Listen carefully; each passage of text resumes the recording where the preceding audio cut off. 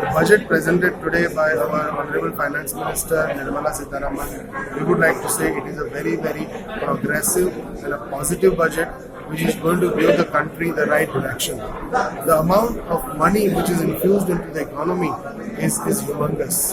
10,000 lakh crores for infrastructure development in the next 5 years. I think this is unheard of.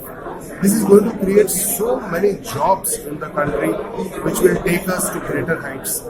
Secondly, we did have a cash crunch in the economy.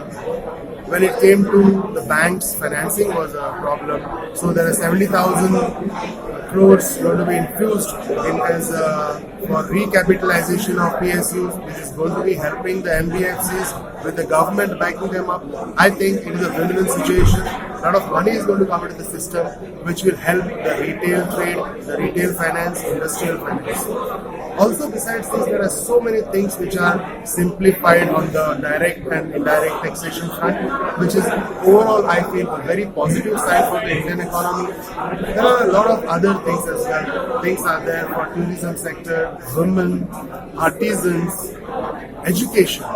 For the first time, India is going to have a thing called Study in India. There's going to be a huge change as far as our concentration on education is concerned by way of concentrating on innovation and research.